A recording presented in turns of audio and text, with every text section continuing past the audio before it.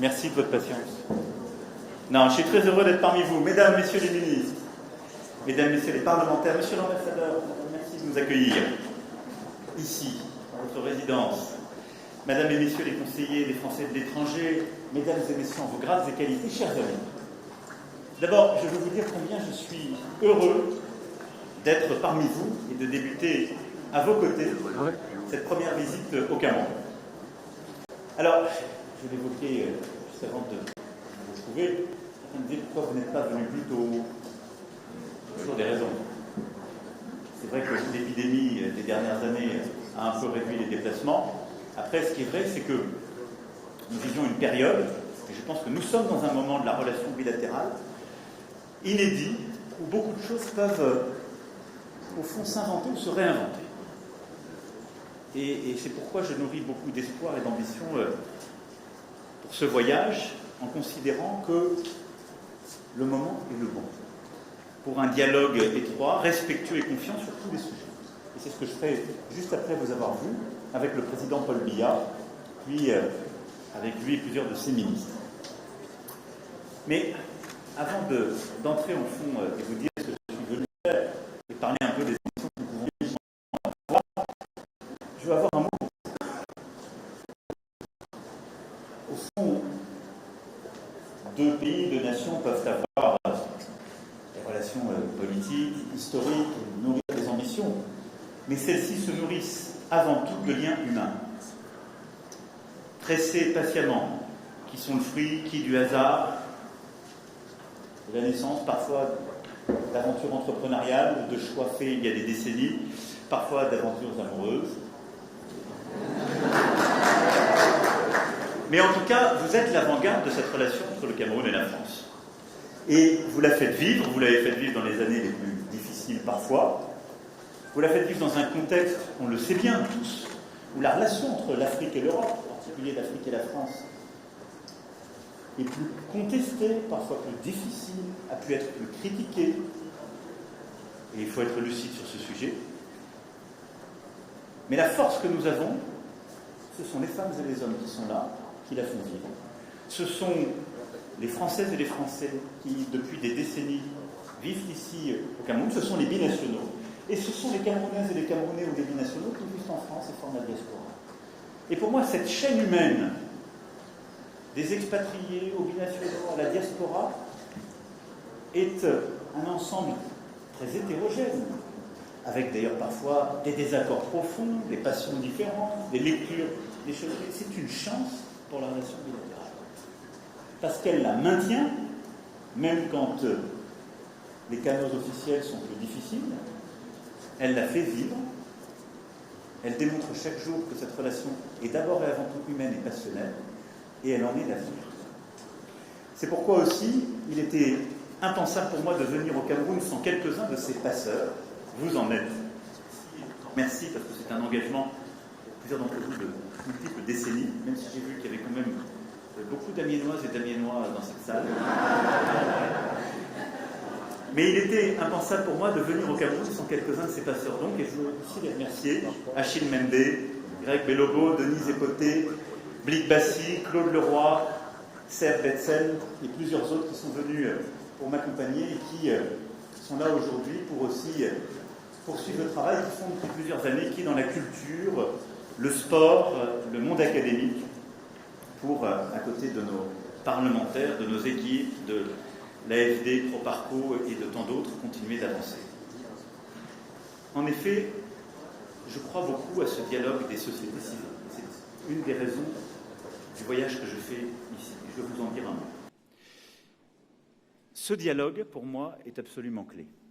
Non pas qu'il conduise à contourner le dialogue politique, je le mènerai tout à l'heure avec beaucoup de franchise, mais comme j'ai voulu le lancer à Ouagadougou, comme nous l'avons poursuivi au sommet de Montpellier, nous allons le poursuivre tout à l'heure, grâce à l'hospitalité de Yannick Noah. Et il va nous permettre, avec des jeunes de ce conseil que nous avons mis en place, des jeunes Camerounais, des jeunes Français, d'essayer de bâtir des ponts, des coopérations nouvelles, mais surtout, si je puis dire, de rendre effectif ce que j'avais pu appeler il y a quelques années une forme de conversion du regard. C'est-à-dire si on ne change pas la manière dont la relation est vue depuis le continent africain, nous n'arriverons pas à avancer. Et donc je suis convaincu qu'on doit maintenant bâtir nos partenariats en associant davantage les sociétés civiles dans les pays où on l'a construit. On doit réussir à bâtir de nouveaux partenariats, ce qu'on fait depuis maintenant quelques années, dans le sport, dans la culture, dans l'environnement, dans l'éducation, dans l'agriculture, répondant aux problématiques clés, et en s'appuyant sur la force que vous constituez, qui sont des partenariats de longue date, qui dans la banque, dans le BTP, dans la logistique, dans l'alimentaire et autres, sont là et constituent la force de la relation.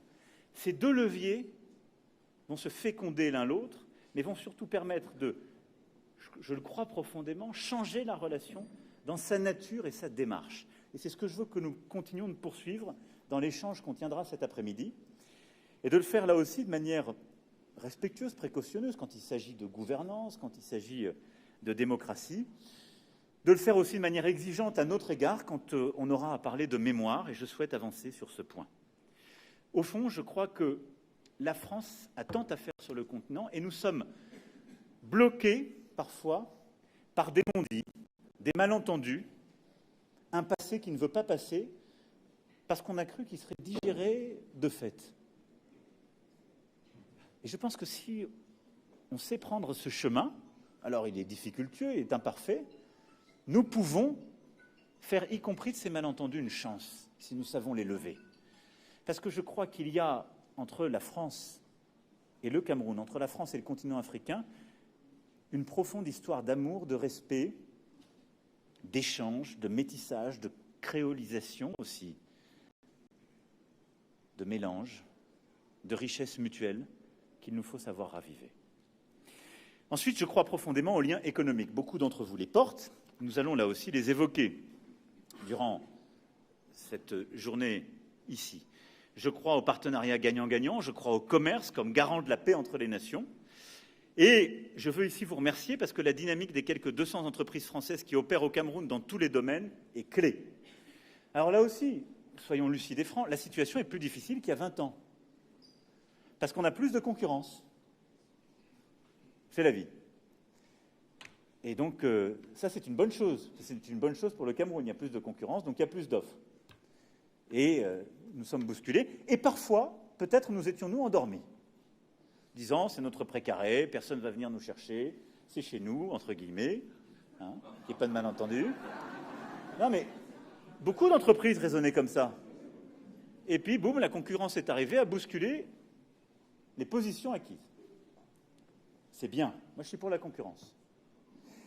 Après, je suis obligé de constater qu'il y a une concurrence qui utilise des instruments qui ne sont pas totalement les nôtres. Donc là, je suis pour la régulation. Et la transparence. Et donc, je souhaite que nous puissions continuer de développer l'offre économique, ces partenariats gagnant-gagnant, qu'on aide nos entreprises à se développer dans les projets d'infrastructure, les grands projets que nous aidons, dans de nouveaux segments d'activité qui sont bons pour la jeunesse et pour les projets du Cameroun, mais qu'aussi on aide à développer une bonne gouvernance économique. Parce que ce n'est pas vrai qu'il peut y avoir des bons projets économiques pour un pays quand ça repose sur de la corruption massive qui fait entrer de nouveaux acteurs. Et donc là, on doit aider à réguler les sujets de corruption et de surendettement qui sont un fléau pour le continent africain et qui, je le dis ici avec beaucoup d'humilité, parce qu'il y a des décennies, il se peut que la France et les Européens aient utilisé ces instruments. Soyons lucides sur nous-mêmes. On les a chassés, on a régulé, on a mis des règles. Les entreprises qui sont ici présentes, elles ont leur tête de pont en France, elles sont pénalement responsables en France des règles qu'elles suivent, y compris ici, sur les règles du travail, sur justement la corruption. On ne peut pas accepter qu'il y ait des entreprises venant d'autres régions du monde qui considèrent ici que tout est possible. Et donc là, je pense que c'est très important d'aider à ce qu'il y ait aussi plus de transparence, plus de régulation, parce que je pense que c'est bon pour le Cameroun et son développement soutenable et durable. Et donc là aussi, nous allons œuvrer en ce sens et je l'évoquerai. Mais nous continuerons aussi d'agir en investissant, en soutenant les grands projets d'infrastructure pour lesquels, depuis 10 ans, la France a investi près d'1 milliard d'euros au Cameroun. Nous avons ainsi, à travers l'AFD, financé la construction de plusieurs barrages et nous avons financé plusieurs ponts là aussi, des axes routiers indispensables au développement du Cameroun. On continuera sur cette voie avec force et je suis très fier de cette implication. Mais je le dis là aussi, les grands projets d'infrastructure, qui est notre force historique, sur lesquels on doit continuer, ne font pas tout. Et donc je souhaite qu'on puisse vous aider à accélérer, parce que plusieurs d'entre vous sont des pionniers, et n'ont pas attendu votre serviteur pour aller sur ces terrains. On doit vous aider à aller plus vite et plus fort sur l'entrepreneuriat, l'économie numérique, l'innovation. Et à cet égard, l'initiative Choose Africa a permis de financer d'ores et déjà des dizaines de milliers d'entreprises africaines, parfois de très petite taille. Et à travers Digital Africa, nous soutenons les projets d'innovation de start-up africaines. Et donc nous allons continuer à travers ces deux initiatives auxquelles on va donner des rendez-vous plus réguliers et plus de visibilité. C'est ce que me disaient plusieurs jeunes tout à l'heure, et c'est très important. Je souhaite aussi qu'on puisse accompagner et aller plus fort sur les industries culturelles et créatives. Ça ressort comme un des axes forts, qui au Cameroun sont un réservoir de croissance et de rayonnement mondial. Et là aussi, nous continuerons d'avancer. Et qu'on puisse également avancer beaucoup plus fort sur les sujets de coopération sportive, parce que là aussi, de l'éducation au potentiel économique, c'est un levier de développement énorme. Nous continuerons aussi à mobiliser les financements pour permettre à la jeunesse africaine, qui est la plus entreprenante du monde, à se développer à la hauteur de ses talents, et en libérant justement toutes ses énergies. Je veux aussi que la France, dans le cadre de ces diversifications, soit au rendez-vous pour soutenir le développement d'une agriculture durable et résiliente. Et là, de manière très claire, la crise que nous vivons est une occasion d'accélérer cela. On le voit bien, on est attaqués tous par certains qui expliquent que les sanctions européennes seraient la cause de la crise alimentaire mondiale, dont africaine. Carabistouille, comme dirait l'autre. C'est totalement faux. C'est simplement que l'alimentation comme l'énergie sont devenues des armes de guerre russes. Par contre, ça nous met tous devant nos responsabilités. Nous devons aider le continent africain à produire davantage pour lui-même. Et l'agenda développement agricole soutenable et reforestation est clé. C'est pourquoi cet après-midi, les ministres auront à piloter une réunion soutenant notre initiative dite Farm, et je la conclurai. On veut répondre à l'urgence alimentaire, renforcer la résilience des systèmes agricoles et aider à produire davantage par de la formation, par un partenariat public et privé, par la capacité aussi à développer davantage d'exploitations et développer la productivité de ces exploitations. Permettre aussi d'avoir des engrais et des fertiliseurs en plus grande quantité sur le sol africain et réduire les dépendances. Et donc cet agenda est absolument essentiel. Mais aucun développement économique n'est possible, ce n'est pas à vous que je l'apprendrai, sans la paix et la sécurité. Vous qui vivez au Cameroun, vous le savez mieux que quiconque, et je le dis, la France restera résolument engagée pour la sécurité du continent, en appui et à la demande de nos partenaires africains. Je veux ici vous assurer que nous resterons mobilisés aux côtés des pays du bassin du lac Tchad pour les aider à lutter contre les terroristes qui endeuillent depuis tant d'années l'extrême nord du Cameroun. Au Sahel aussi, nous opérons une réarticulation de notre dispositif en nous retirant du Mali, parce que le cadre politique n'est plus là et que la clarté des autorités maliennes n'est plus là pour lutter contre le terrorisme, mais en réarticulant un dispositif très présent au Niger et dans toute la région pour continuer de soutenir le Sahel, mais surtout pour élargir notre dispositif au-delà du Sahel, au golfe de Guinée et aux pays en quelque sorte de la deuxième ceinture qui ont à faire face maintenant à des groupes terroristes qui sont en train de s'étendre et de bousculer toute la région.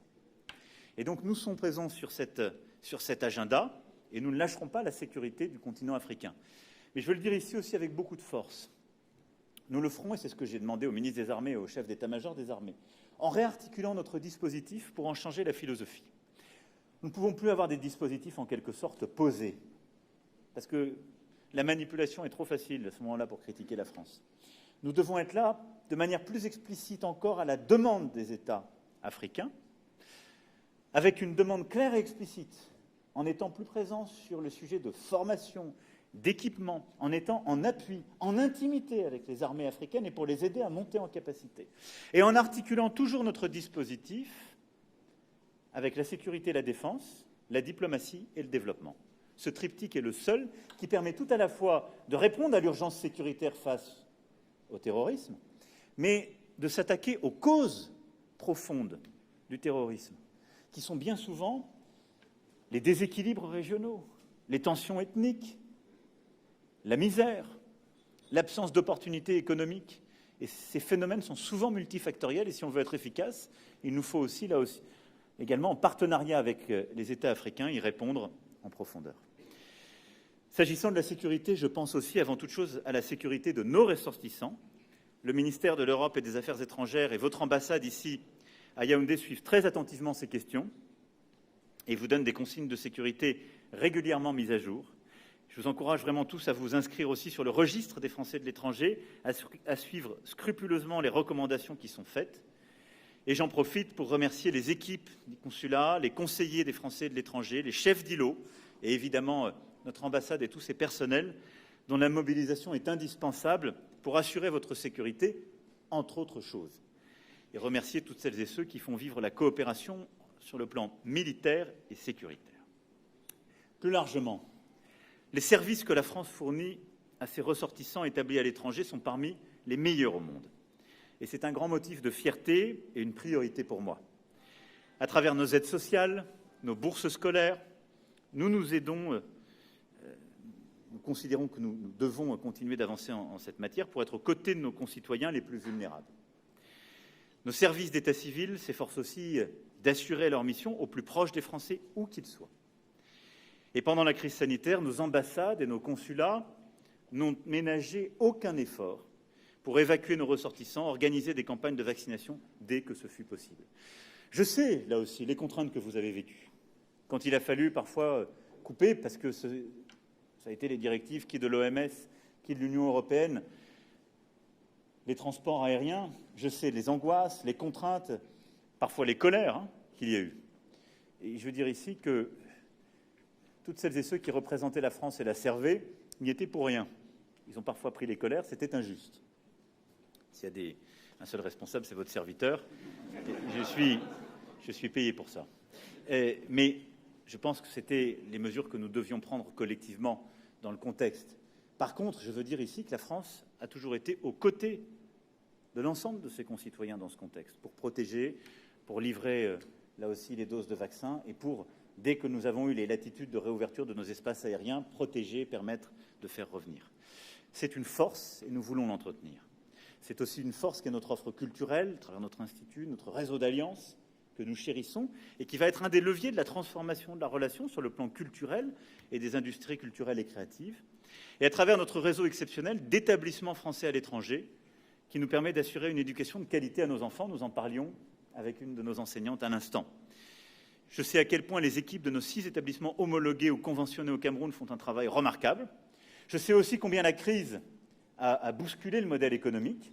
Et donc nous serons là aussi dans les prochains mois pour permettre de rétablir les équilibres.